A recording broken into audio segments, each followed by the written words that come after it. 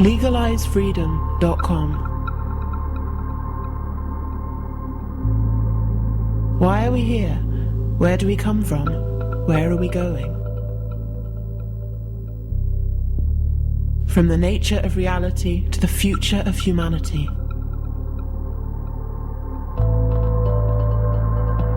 Beyond politics, poverty and war. LegalizeFreedom.com.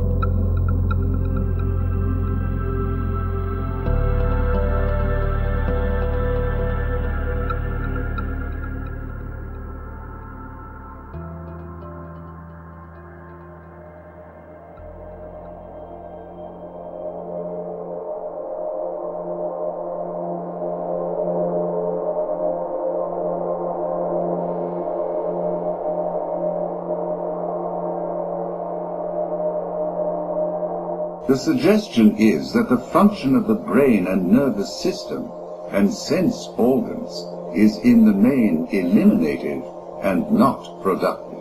Each person is at each moment capable of remembering all that has ever happened to him and of perceiving everything that is happening everywhere in the universe. The function of the brain and nervous system is to protect us from being overwhelmed and confused by shutting out most of what we should otherwise perceive or remember at any moment. According to such a theory, each one of us is potentially mind at large. Most people, most of the time, know only what comes through the reducing valve and is consecrated as genuinely real. Certain persons, however, seem to be born with a kind of bypass that circumvents the reducing valve. In others, temporary bypasses may be acquired either spontaneously or as the result of deliberate spiritual exercises, or through hypnosis, or by means of drugs. Through these permanent or temporary bypasses there flows, not indeed the perception of everything that is happening everywhere in the universe, but something more than and above all something different from the carefully selected utilitarian material which our narrowed individual minds regard as a complete or at least sufficient picture of reality.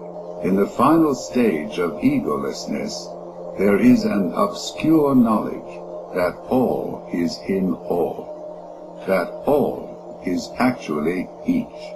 This is as near, I take it, as a finite mind can ever come to perceiving everything that is happening everywhere in the universe. Greetings and welcome once again to LegalizeFreedom.com. I'm your host Greg Moffat, and my guest today is Bernardo Kastrup, who joins us to discuss his book, More Than Allegory, on religious myth, truth and belief. As a journey into the rabbit hole we call reality, the book's ultimate destination is a plausible, living validation of transcendence. It puts forward the controversial notion that many religious myths are actually true, argues that our own inner storytelling plays a surprising role in creating the seeming concreteness of things and the tangibility of history, and suggests, in the form of a myth, how deeply ingrained belief systems create the world we live in. In a universe seemingly devoid of meaning and purpose, where matter is all that matters, our souls are at war with our intellects, and the consequences for life on Earth may yet prove disastrous. Maybe it is time for us to remember who we really are, both magician and audience, dreamer and dream, from a realm beyond language where time and space are illusions, and the very nature of truth itself may not be what it seems. We are the universe becoming aware of itself. And we know what God cannot know.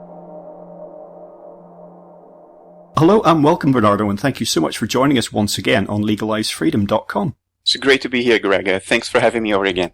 Bernardo, today we're going to be talking about, amongst other things, your latest book, which is entitled More Than Allegory, on religious myth, truth and belief. As always, before we dive into that, just tell listeners a little bit about your background and your work in general. I come from a scientific background. I'm a computer engineer by education. I have a PhD in computer engineering, more focus on artificial intelligence and reconfigurable computing. I have some background in high energy physics as well. I used to work at CERN in Switzerland for the Large Hadron Collider in the very early stages of the project in the 90s. I also have some background in the world of semiconductor manufacturing, which is where I actually earn my living today. And in parallel to all this, I've been doing philosophy for many, many years. I have had a lifelong interest in philosophy, the nature of reality, the mind-body problem, the relationship between brain and experience. And that's the subject I have been writing about mostly for the past many years. And 6 books on and many articles still going strong, and this latest book is just the latest salvo. Okay, well, in my introduction, I've laid out some of the the basic synopsis of your book. But to get us started here today, perhaps we should say something about myth itself, because for most people, the common conception of the word myth is something that is in no way true. And you've got the phrase in your book, the contemporary attitude toward myth is actually an aberration, which is interesting in itself. And again, paraphrasing from your book, myth is not nothing, it's not everything, it's something. It's not literal, but neither is it nonsense, it's symbolic, stemming from a place beyond, or in fact before language. So let's just say something about myth as you mean it in the book, as opposed to what everyone's thinking, which is kind of just some old bogus story. Yeah, myth has become synonym with fantasy today. But if you explore the origin of the word, it comes from the ancient Greek mythos, which then became mythos in Greek and became our word myth. The original meaning of mythos was just a story, a report, something said in words, something shared in language. Irrespective of whether it was true or false. And in many circles today, in the humanities, myth is a way to describe something that cannot be made sense of literally. When something has a literal explanation, or when something can be explained literally, we either explain it literally or we use metaphors to indirectly point to the literal explanation, but it has a literal explanation. But literal explanations are the truths of nature that are amenable to description in words, in language. Who has ever said that human languages have evolved to be so powerful as to be able to encompass and capture all relevant natural truths? I mean, this is clearly highly improbable, to say the least. There is very likely a lot going on out there, many truths in nature that cannot be captured in human language, in the grammars of human language. And it is these truths that we may refer to as transcendent truths, truths that transcend language, any language.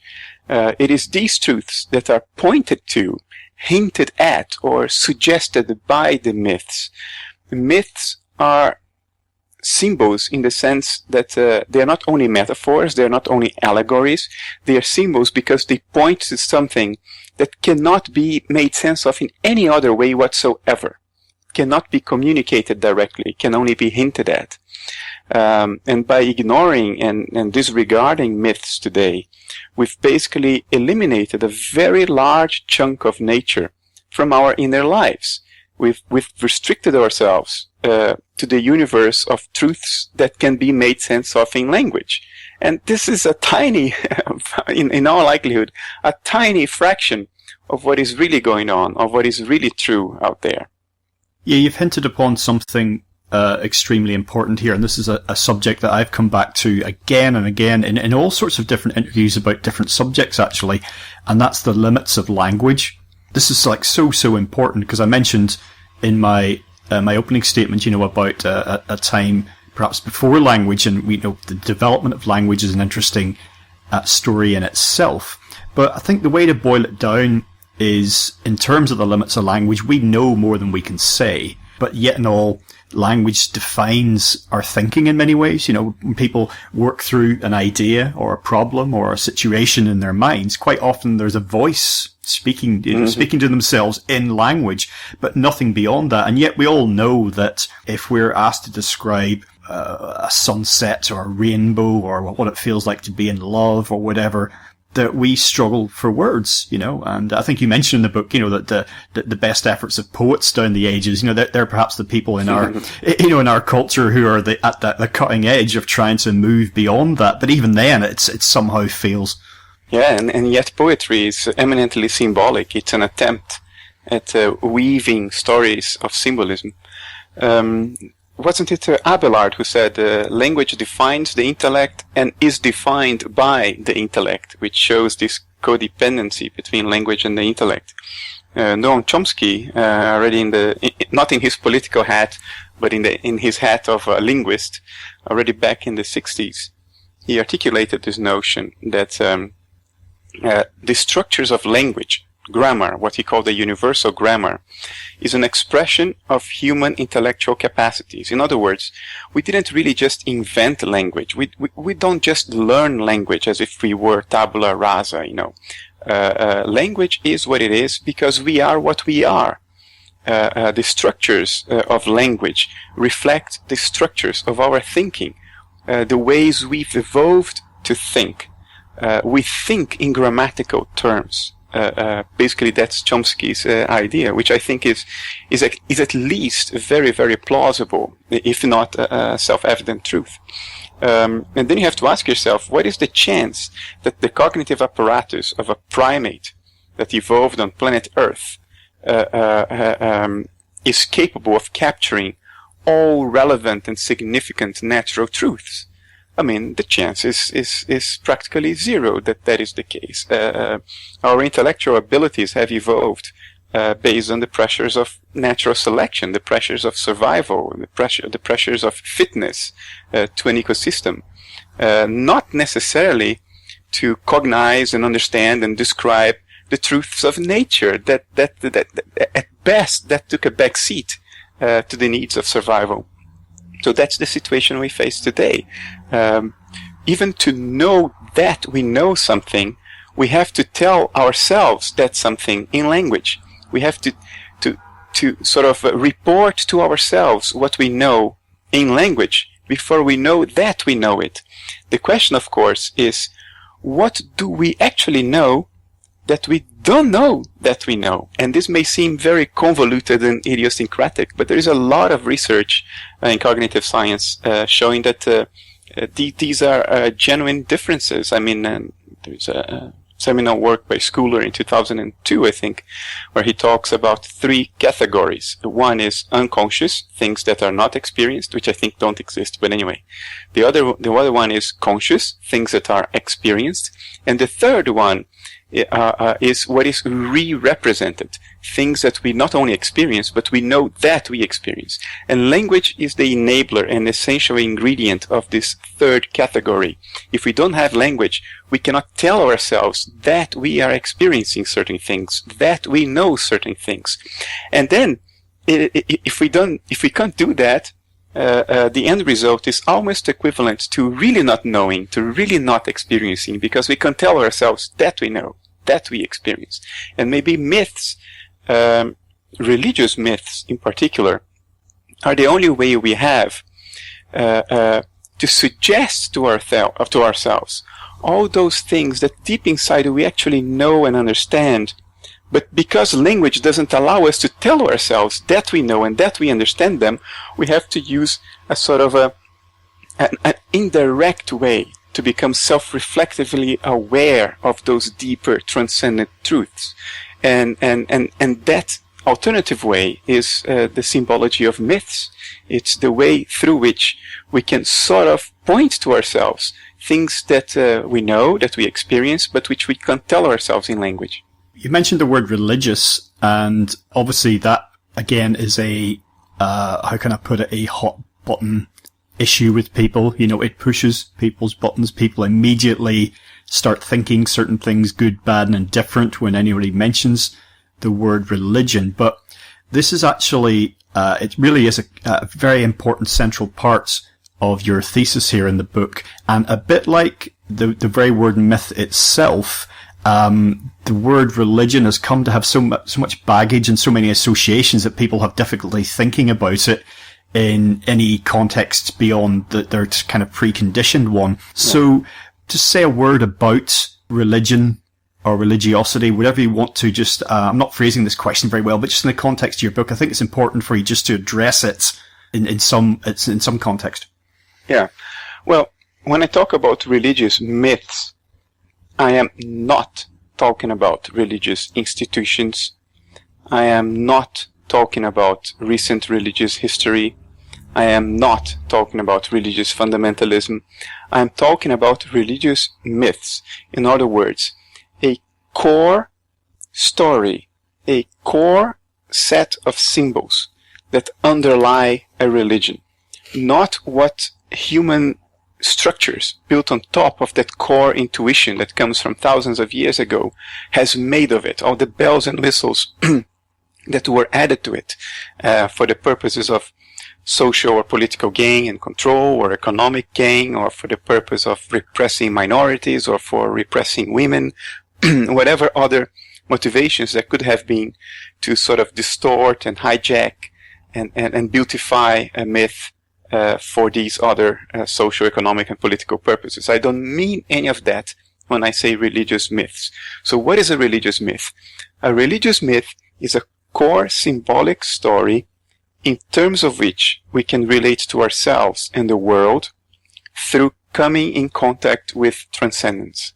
In other words, it's a set of symbols that allows us to be in the world and to experience the world and ourselves as something beyond our identity, as what Alan Watts used to call a skin-encapsulated ego, as a little entity that has a finite extension in space, a finite duration in time, in which faces an oppressive outside world destined to oblivion at some point in time anyway.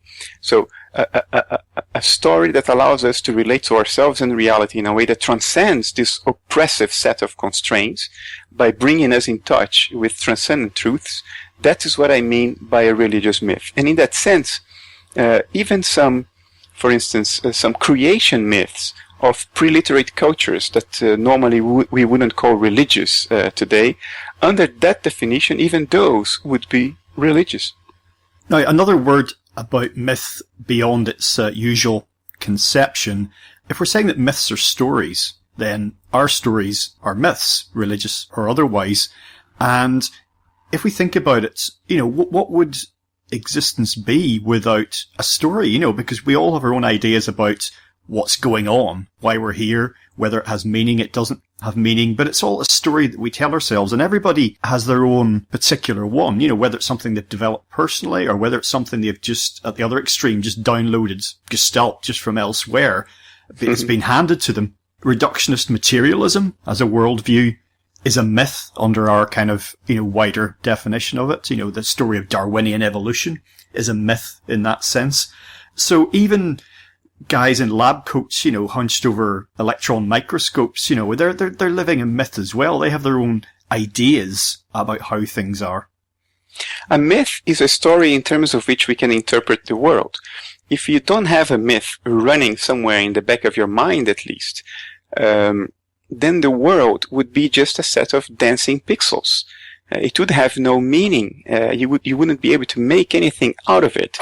To bridge what you perceive in the canvas of perception, the stuff you see, the stuff you hear, to bridge the gap between that, what appears in the canvas of perception, and our inner thoughts and feelings and insights and all that, it is a myth that bridges that gap, that allows for there to be commerce between the outside world on the screen of perception and our inner lives in terms of thoughts, emotions, insights, feelings, and so on. If you don't have a myth, the world stops making any sense whatsoever. It becomes just dancing pixels, things that you don't interpret. So we always have to constantly tell ourselves, even if subliminally, a little story about what are we seeing? What are we hearing? And what does it mean? What are the implications of all this? So that's essential. And from that perspective, any attempt to interpret reality and make sense of reality entails a myth, whether it's correct or wrong, whether it's a religious myth or a non-religious myth. Now, I would go even further. Without a myth, there would be no time. Because, you see, we never leave the present moment. We are always forever locked in this infinitesimally small thing that we call the present, squeezed between an approaching future and a receding past. What is the present, right? The moment I start saying the word present, it's already gone into the past. It's very intangible, the present. But life doesn't feel intangible. Life feels very extended. It feels rich and concrete and long, even if you're lucky to live long. You know, all these experiences we have in our memories and all the expectations we have about the future. What is all this?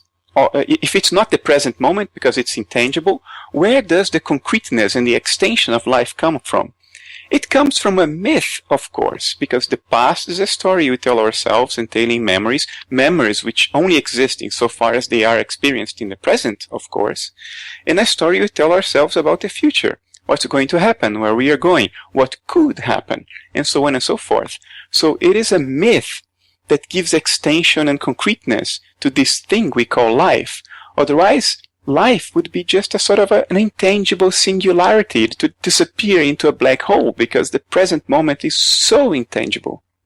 Yeah, I mean, even meaninglessness becomes your meaning if you adopt that, you know, as your perspective on life.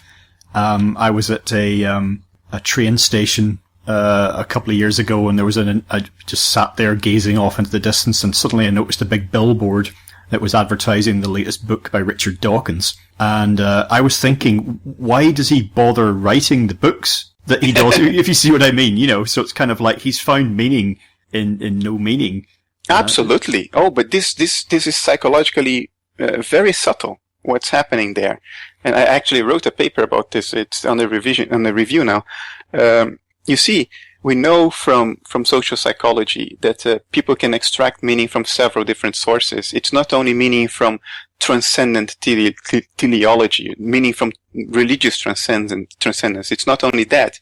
You can extract meaning from self-esteem, from closure, you know, from an ability to, you know, even if things go wrong, if you understand why they went wrong, it gives you a sense of meaning. Like, if you fail to be hired by a company after trying your best to be hired by that company in the application process, and you fail to be hired, that sort of takes your meaning away in terms of self-esteem.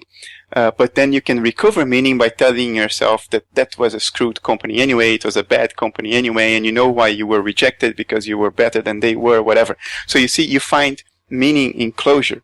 And this movement from one source of meaning to another is what psychologists call fluid compensation. So when someone like Richard Dawkins, who sees it as sort of his life mission to deny transcendence meaning to everybody he can, to rob people of the sense of meaning that they have from a relationship with transcendence, a relationship with religious myths, when they do that, they are trying to find, one, closure, and two, self-esteem. And that enhances their sense of meaning. It gives them a sense of meaning. There's another sense of meaning, which is symbolic immortality. You may die, but you survive through the work you leave behind. And I have no doubt that Richard Dawkins sees a lot of, he derives a sense of symbolic immortality from the work he does by denying meaning to most people in the world that are sensitive to his fallacious arguments. Yeah, I think there's a reason why the deathbed revelation, or whatever you want to call it, is a thing, if you see what I mean, is a well-documented phenomenon. People, whatever their perspective has been in life, whatever the meaning or otherwise they've derived from it, that it's very common for people facing the end. If they have time to contemplate it, obviously you can step under a bus and it's lights out. But if you've got time to think about it, say, for example, a diagnosis with a terminal illness or something, and people's perspectives can shift very quickly. I don't know. I think if the person is sincere with oneself, yes, this is bound to happen. But when you are invested in your legacy because you derive the meaning from the sense of symbolic immortality or self-esteem or closure that you have from all that, the last thing you want to do when the edifice of your life's meaning is resting on that foundation, the last thing you want to do is to blow up that foundation just before the end. So I think many people will remain committed to their alternative sources of meaning until their last breath, because it's very scary to give up your meaning because of a revelation at the last moment, unless your ego is completely destroyed. And the people who are activists in terms of combating religious transcendence tend to have very, very strong egos. I think it's a prerequisite for playing that role in society. So I wouldn't hold out much hope for those characters, even as far as a final revelation. Was it, because Aldous Huxley now is very relevant to your latest book, and you mention him in there. Was it he who had LSD administered to him? That's correct. Yeah. His wife, Laura Huxley, administered a large dose of LSD to Aldous on his deathbed, because he asked, he wrote on a note to be given LSD. Yeah, well, that came to mind just when you mentioned about the ego, being destroyed, and I was just thinking that would be an interesting experience in itself. Did I just say interesting? My God, that's too small. That's a slightly too small a word. Again, we're running up against the limits of language. I mean, it reminds me of that film, Brainstorm, where, I don't know if you've seen it, a sci-fi film from the 1970s, and this scientific team develop a technical device, a computer-based device that allows people's experiences to be, their subjective experience to be recorded so it can be played back and someone else can experience it. And accidentally, one of the team dies while using the recording equipment. Whoa. And this is then the military get involved, they want to weaponize it. But someone then goes on the machine to find out what happened, and they play back and they experience death without experiencing it. And of course, someone also records having an orgasm, and the result of that was that someone who goes on, it's a bit like the rat, and it's sort of like keep pressing the button. yeah, the pleasure sensor. And basically, for people who don't know, this is a lab experiment where they had some pleasure sensor in the brain, and they allowed lab rats to access this, and what they discovered was that they kept accessing the pleasure sensor and forgot to eat and died as a result. But anyway, that's interesting speculation. Who knows what science will deliver onto us in the future. But as far as where we are right now in regard to our relationship with our stories and with myths and meaning and purpose in life, we kind of I mentioned earlier the phrase sort of reductionist materialism, and that's very much the paradigm that we're labouring under. By no means global, but it's generalised. It's the headline culture, shall I say, the one that gets the most attention, the one that influences the most decisions. And again, I think the phrase from your book is that anything worth knowing can be measured, anything not worth knowing cannot be measured. And this might be a quote from the introduction to your book. Forgive me if it's your own quote and not for the intro, but the consequences of this are morally and existentially awful. And this also introduces the concept of deprived myths. A deprived myth is a myth in the sense that it is a story in terms of which we can relate to the reality and ourselves, a story that provides an interpretation framework for us to derive meaning from what appears on the screen of perception, the outside world. But it is deprived because it is not only disconnected, but even contradicts our deepest intuitions, things that sort of bubble up from the deepest antipodes, to use Aldous Huxley's words, the deepest antipodes of the human mind. They bubble up, and if we are tuned to them, we cannot tell ourselves in words what they are because they transcend language, but if we are tuned to the feeling they convey, We know that they are there. It's a very natural thing in a human being to be attuned to that. A deprived myth is a mechanism for cutting your contact with that, for dissociating yourself from that. And it makes life feel very claustrophobic, cramped, meaningless, purposeless. It's a very existentialist in a bad sense. There are great existentialist philosophers like Kierkegaard, but existentialist in a sort of in the sense of Jean-Paul Sartre, a confined and claustrophobic way of relating to life and existence that some may call empowering, but it's anything but. It's highly disempowering. In terms of the perspective you're coming from here in the book, we should say something at this point about cutting-edge science, specifically quantum mechanics. We have this thing ongoing. It's been ongoing for some time now, probably like a century, which is the inability to square what quantum mechanics is telling us about life, the universe, and everything, what we measure and observe at the macroscopic level, and never the twain shall meet. I thought it was very telling that when I studied physics at school in the 1980s, did that for several years, there was no mention of quantum mechanics whatsoever. We just didn't go there. Einstein's name came up. We talked about relativity somewhat, but nothing about quantum mechanics.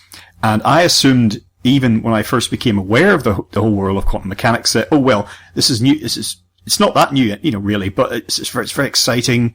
It's extremely significant. We don't quite know what yet. And I thought by the time I got to now that this would have been mainstream, that, I know there are popular science books about this popping up all over the place, but still it's not being integrated into our worldview in any significant way. In fact, quite the contrary. People, a bit like getting to a restaurant and ordering an expensive dish and discovering you don't like it. Say, for example, steak tartare or caviar or some of those other things that are not actually very nice.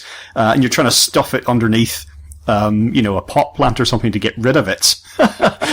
Scientists seem to be trying to, oh my God, what's quantum mechanics telling us now? That can't be. That doesn't fit with what we have told ourselves all along. So can we just push it off to one side or put it underneath the pot plant? Please just get rid of it.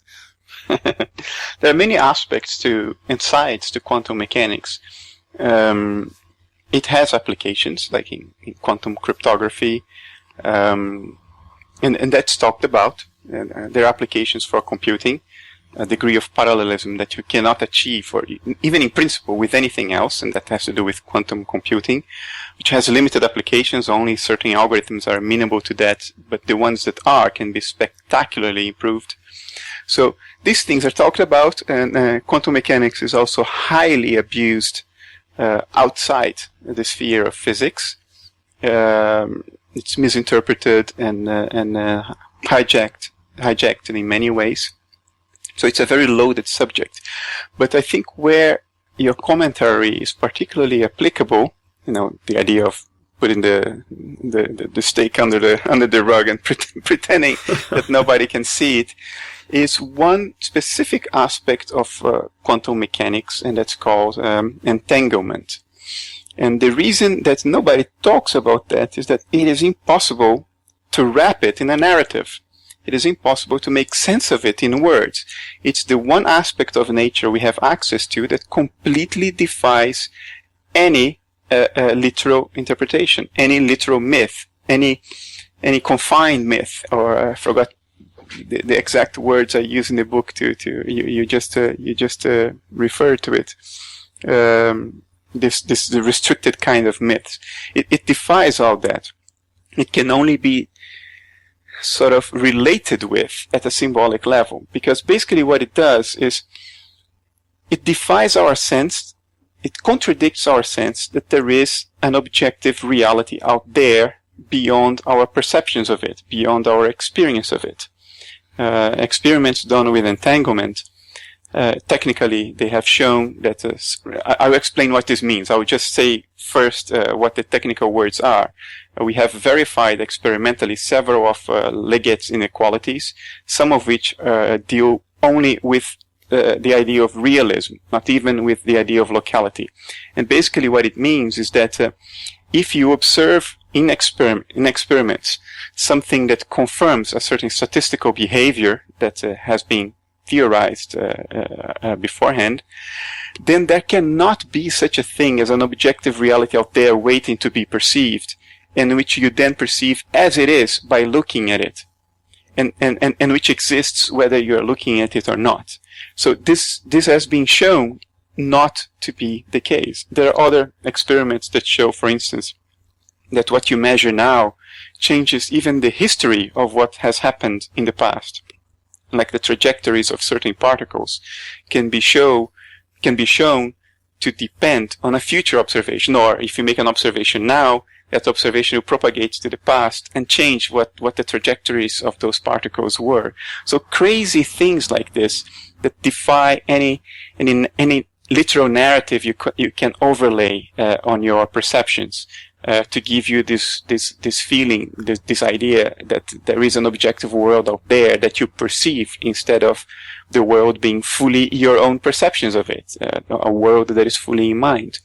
And by now, the first experiments done to show this were done in the early 80s by Alain Aspect, and the results were so uncomfortable, so counterintuitive, that people have been doing more and more and more experiments since then, through the 80s, through the 90s, and until some very recent ones last year. 2 big ones were done last year, one in the Netherlands, one in Australia, if I remember, trying to find any loophole to sort of say that, oh, okay, now we understand what this means. It was just a loophole. It doesn't mean what we thought it meant, and so on. And all of them fail in that sense. All of them confirm the predictions of quantum mechanics as far as entanglement, and confirm that the idea of an objective reality out there, beyond our perceptions, beyond our own myth-making, is untenable at a physical level. Now, how can you bring it to the popular culture? You can't. How would you do that? This would become Mysterianism. I mean, you can't put it in a documentary targeted at families that are watching TV after dinner. I mean, so the people who talk about it are only physicists, and even amongst physicists, it's a small specialized group of physicists that work on entanglement. There's a whole lot of physicists out there who are not looking at this at all. They prefer to be entertained with the fictions of parallel universes and whatnot. Yeah, you mentioned parallel universes, the whole multiverse theory, and even you could perhaps put string theory in this category as well, of the sort of gyrations that physicists will go through in order to deny, these observations, to try and find any conceivable, or no matter how fantastical, way around this. There would be theories of non-local realism, theories that try to save this notion that there is an objective world out there in very uncomfortable ways, basically entailing all kinds of mathematical acrobatics and all kinds of gratuitous postulations about global variables out there, linking everything to everything else instantly, and all that. So this is meant to rescue this notion of an objective reality. The other stuff, parallel universes, superstring theory, M theory, that is not related to that. That is more scientific philosophy. I'm more sympathetic to that. I think it shouldn't be considered physics. It's more philosophy. But as philosophy, I think it's productive. It's useful. It's a modern form of myth making, and not every myth needs to be true. Not every myth needs to be a religious myth.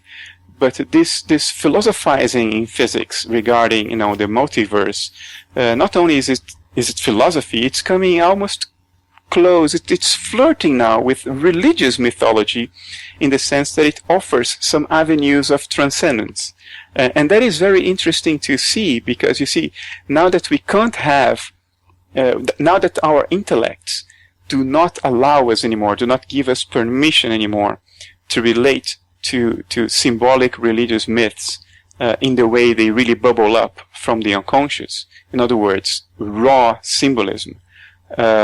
We have to find a sort of a substitute for that, because the psychic impulse is intact regardless of what our intellect says. So in this, the substitute we found is this sort of a scientific / philosophical myth making around the multiverse, and it would be interesting to see how that will evolve going forward. Yeah, this is really, really important. It touches upon a couple of things that we both said, in the last few minutes. We have this innate need for something transcendent. I even think about how animals like to ingest psychoactive substances that they find in nature, if you see what I mean. There's something, it's related to what I was saying earlier about, we know and we feel more than we can actually say. We're looking for something. Those who just feel they can't find it, some of them they check out, they just leave this reality. But however you want to dress it up, we find it, even if we're doing it unconsciously. We're on this quest, It's not only a need for it. I think it is an intuition that there is something transcendent. Because you see, I have a need for many things that I totally don't believe in, and I don't have any intuition about, and I just give up on those needs as nonsensical. But when it comes to religious mythology, it's not only a need. It's a need that comes hand in hand with a deep intuition that there is actually something to it, regardless of whether I need it or not. And it's this combination, this ancestral need and this ancestral intuition that makes religious so powerful and impossible to get rid of, as Richard Dawkins would like to have. You'd like to get rid of all religion as some kind of virus. And that's an amazing dissociation from his own human nature. It's an amazing level of blindness through abstraction. He has abstracted the nature of reality and himself so much, he lost touch with the actual reality, the actual felt sense of one's existence and role in the world, that umbilical cord that keeps us connected to primordial truths. Abstraction can take us very far away from that, which doesn't eliminate the primordial need. That primordial need would then express itself in alternative ways. If I would imagine, I'm not making a diagnosis here, but if I would imagine how that alternative way expresses itself for people like Richard Dawkins, I would say it's through a heightened need for self-esteem, closure, and symbolic immortality. That's fluid compensation at work here.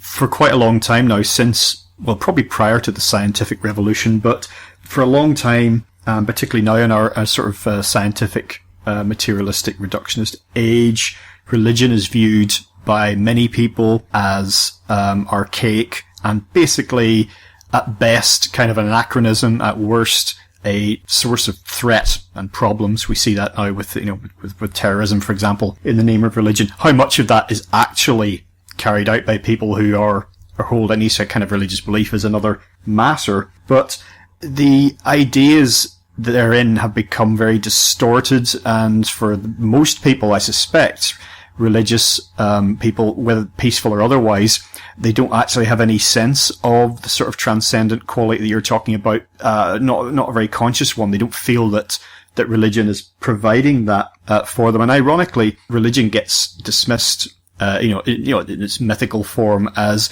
well, it was just primitive people trying to make sense of the world. But actually, that's what we're doing anyway, we're trying to make sense of the world. I think fundamentalism, you touched on this several times now, maybe it's the moment for me to comment on it. Fundamentalism is the other side of the coin of atheism. They are both opposite expressions of the same phenomenology. The same thing is going on in the back of the minds of both fundamentalists and atheists, and that is a disconnection with transcendent intuitions that can't be captured in words, and therefore intuitions that one can't explain to oneself what they are, and that one is having those intuitions. And because of that, one loses touch with them. If one is very intellectually focused, as opposed to being centered on what one feels, even if one can't explain it, if one is intellectually focused, trying to capture everything and wrap everything in a narrative in words, one loses touch with that. And that loss of touch can express itself, one, through atheism, which is rejection, and the other way is by taking the religious myth that you've lost intuitive feeling, tone, touch with, and you can take that and you can flatten it so you can grasp it, so you can put literal words on it. It's more easy to to get a grip on it, if you make it small, if you take a square for the cube, if you take a little triangle for a diamond, if you flatten it, if you take a shadow for it, it's more easy to grasp it. It's more easy to grip it. And people, fundamentalists, I believe, have this need because the specter of a life uninformed by a religious myth is just too scary. So if they can't relate to the myth in all of its nuances and its multiple entendres, the next best alternative is to flatten it, make it very small, because at least then you can get a grip on it. And then that's the rise of fundamentalism. Well, I've spoken with a number of cultural commentators who feel that perhaps at this time we may have reached peak meaninglessness, and that perhaps it's no coincidence that we're seeing people grasping for meaning, whether it's in the rise of fundamentalism or whether it's in the burgeoning sort of self-help industry. Often in my interviews I refer to the mind, body and spirit section of bookshops. I'm not quite sure where your latest book will end, or your previous books actually, where they tend to get filed when they're in bookshops, but there does seem to be certainly a huge, how can I put it, a huge interest, a huge demand for people looking for meaning wherever they can find it. And whether we're at any sort of peak or not, I'm not sure, but there certainly seems to be a sense of that in the cultural zeitgeist. Oh, it's been like this for a while now. Wasn't it Paul Tillich who said already in the 50s that the greatest anxieties of contemporary culture were doubt anxiety and meaninglessness anxiety. And of course, both are meaninglessness anxiety, because doubt is an absence of closure, and closure is a form, is a source of meaning. So it all boils down to meaning. Freud had this notion of will to pleasure, that the key drive of the human species was to attain pleasure. And before him, Nietzsche had this notion of a will to power, that the main driver of man was to attain power, control over reality. And but in fact, I think the key driver, and I'm not the only one to say that, there is a psychotherapist, I forgot his name. He used to lead groups in concentration camps during the Second World War. He was Jew, and he was a detainee in a concentration camp, and working with Holocaust survivors during the Holocaust itself. He came to this conclusion. If only I could remember his name.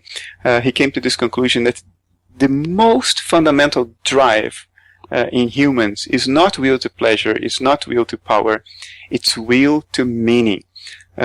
Jung said, there's a quote by him in his autobiography, Memory, Dreams, Reflections, where he says, I think I can quote exactly, meaning makes a great many things possible, perhaps everything.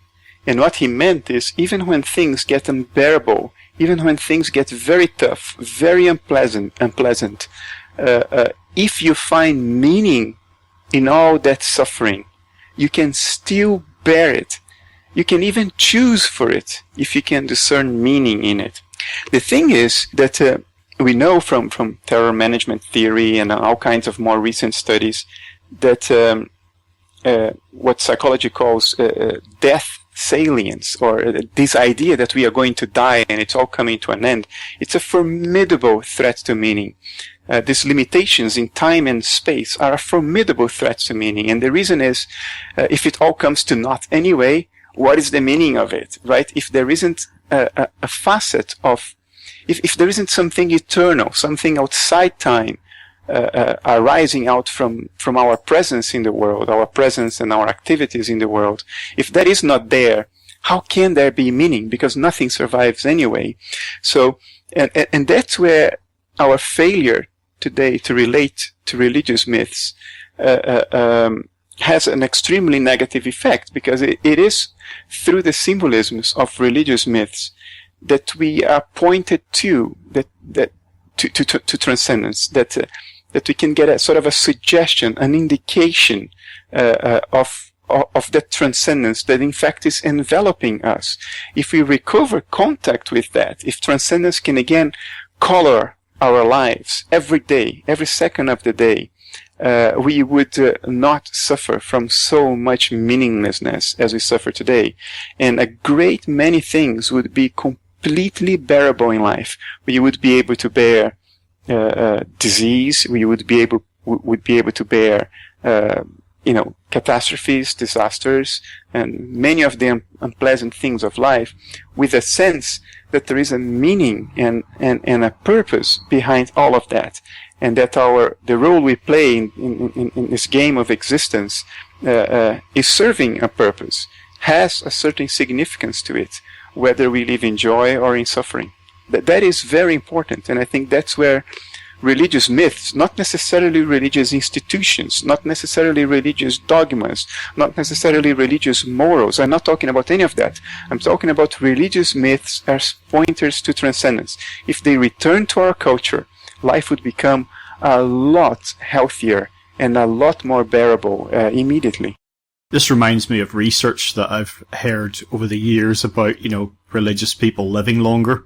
And being healthier, sort of thing. And of course, atheists or whatever, non-religious people are very kind of dismissive. And it's kind of funny. This again cuts to one of the central ideas in your book that an atheist might read that research and kind of go, oh yes, but they're living a lie. They're believing in some fantasy, and so what if it means that they live longer and they're happier? It's their myth. Yeah. Exactly, and we all have them. This goes back to what we were saying earlier. The myth of the atheist is still their myth. It's their story. It's how they see things. It's what they believe. Absolutely. It's still a narrative in terms of which they can interpret the world and themselves and extract conclusions and a whole emotional life from. So yeah, they are living their own myths as well.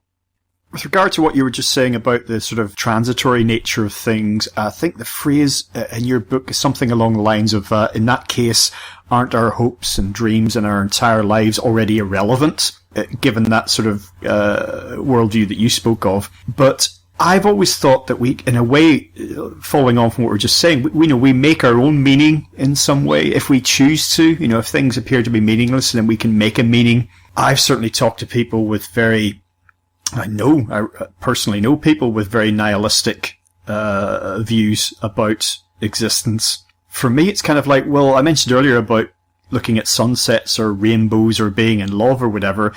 If you've ever been in one of those moments, what is, and what that's saying to you, and surely, has Richard Dawkins been in love? I don't know. Has he ever stared at a sunset and just had an ineffable sense of... Of course he has. Yeah, exactly. So in that sense, we make our own meaning. And for me, I can't see life as meaningless because of the meaning that presents itself to me, if you see what I mean. I guess it's a case of what you see what you look for, I suppose. Yeah, I think the idea of making our own meaning is completely valid, but I would make a huge caveat. There are some people who say, well, there is no meaning in the world. The meaning of the world is what we make and project onto the world. That would be a sort of existentialist perspective on things. The problem of that is that it only works if you do not make a fundamental distinction between you and the world. So the fact that you make meaning and project it on the world is still the meaning of the world, because there is no fundamental difference between you and that world. That would be my own attitude. As you know, I am an idealist. I think reality exists in mind. I think individual human beings are just dissociated alters of one universal mind. So fundamentally, although the outside world feels external to me because I am dissociated from it, at a more fundamental underlying level, I and the world are the same thing. We are both one I, one mind, one universal consciousness.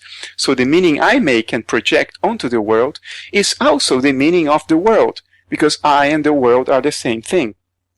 But if you take a physicalist approach, a materialist approach, and and combine it with this existentialist attitude, then you are in trouble. Because you see, you can make all the meaning you want, and you can project it on the world as much as you want, but then you're dead, and then you're dead, and your meaning is gone with you. And if the meaning is gone at that point, then what meaning does it have already now? You see, if things are going to come to an end completely and vanish, and everything that has ever happened will eventually become insignificant because the whole universe is going to grind to a halt and disappear into some kind of nothingness because of the expansion of space.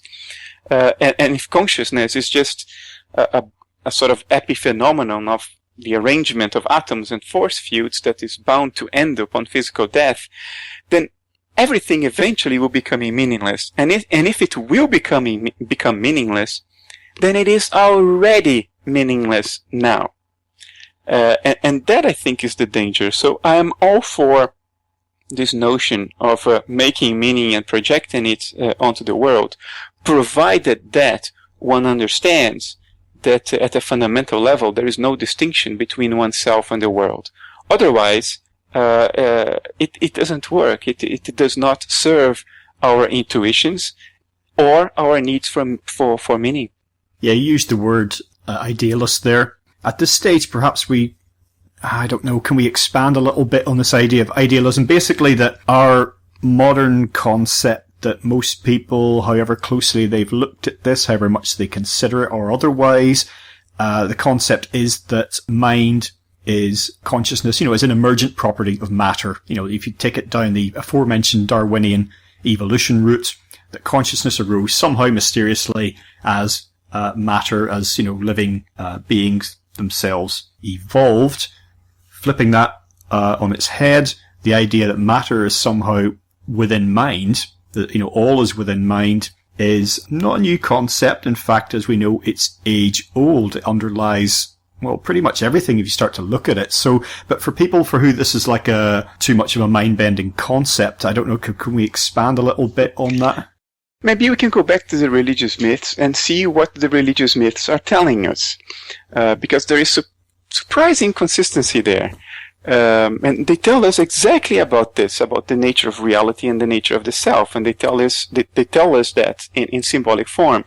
For instance, we can let's start far away. Let's start in Australia. There is this dreamtime myth amongst an Aboriginal people of Australia, in which the creator deity, which they call Karora, dreams the world up into existence.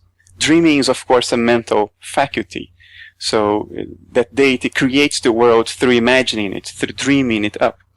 And then Karora wakes up within his own dream and becomes bound by the constraints of his dream. He loses the capacity to create. He even has to eat some of the animals he dreamed up in order to get sustenance. And then in subsequent nights he falls asleep again, dreams more things into existence, and then wakes up in his world, in his dream again, and interacts with his own creation as if he were part of it.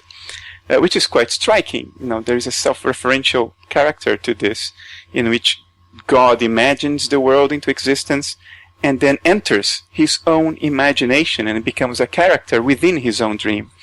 And then on the other side of the world, there's a tribe in the Amazon, the Witoto, and they have this creation myth, a religious myth, according to my definition, according to which their creator deity, called Nainema, if I'm correct, sort of imagines the world into existence, but a very elusive form of imagine. They call it an illusion.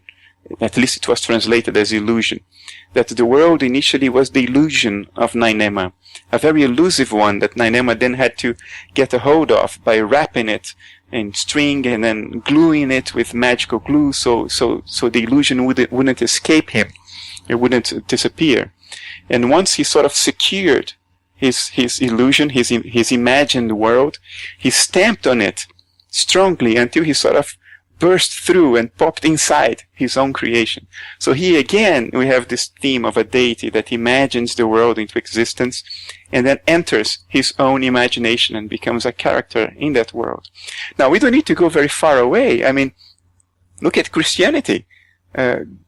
God creates the world, And if you look at the Gospel of John, in the beginning there was the Word, through the Word all things were made. Word is the English translation of the Greek logos.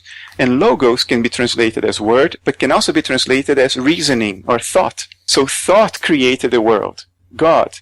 And then God entered his own creation by being born into it as the Christ. Because Christ was fully man, but he was also fully God. As a member of the Trinity, the triune God, each member of the Trinity is not a part of God, but is fully God. So Christ was fully God, having been born within his creation. Go to Hinduism in India. It's the last example I will give, not to bore you. Brahman, the creator, imagines primordial waters into existence, then drops his sperm into those primordial waters, out of which comes a cosmic egg, and then Brahman himself hatches from the cosmic egg. Again, the same idea, that the world is imagined into existence by a deity, and the deity then enters that world. I think what this is telling us is that the world is in mind. The world is a dream in consciousness. And there is only one consciousness. It's the consciousness of the Godhead, the consciousness of Brahman, of Nainema, of Vitoto, however you want to call it.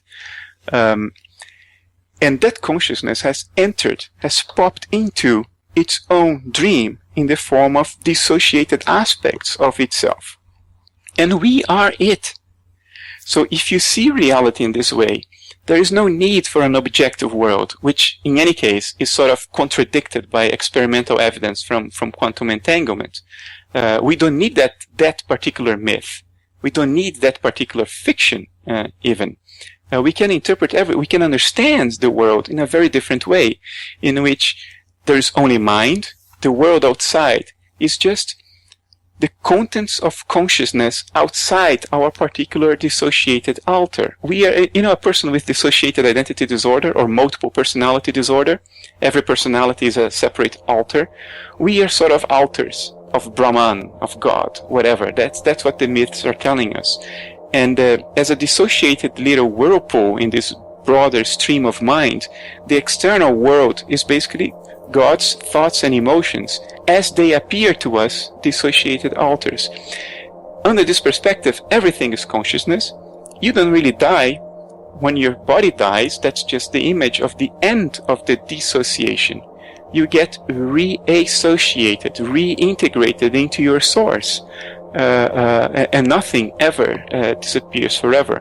I think I'm making it literal now, so I'm killing the myth in a sense, but we are so literally oriented today that somebody needs to translate that into more amenable terms for what our culture can absorb, in order for us to recover that connection with the deeper sense of the meaning. So, to be clear, these four myths I just told, they are pointing at something much deeper than what I just made it sound. But by making this little translation, I'm just trying to recover our sense that there may be something to it, that this isn't just silly literal stories, that these are more profound intuitions pointing at something that is actually plausible and not absurd, not fantastic. And we may be sitting right on top of that and not be seeing it. And if we see it, transcendence is recovered and meaning comes back to our lives. That concludes part 1 of our interview. Be sure to tune in for part 2. If you enjoyed the show, check out the website, which is legalizefreedom.com. That's legalize-freedom.com, where you'll find an archive of programs offering alternative views on a wide range of topics including politics and economics, energy and environment, culture, spirituality, history, and the nature of reality. You can also browse and buy a range of publications from our guests, and if you're feeling generous, make a donation to help keep the site up and running. Whether you listen, donate, or do both, I greatly appreciate your support. Until next time, I'm Greg Moffat, and you've been listening to legalizefreedom.com.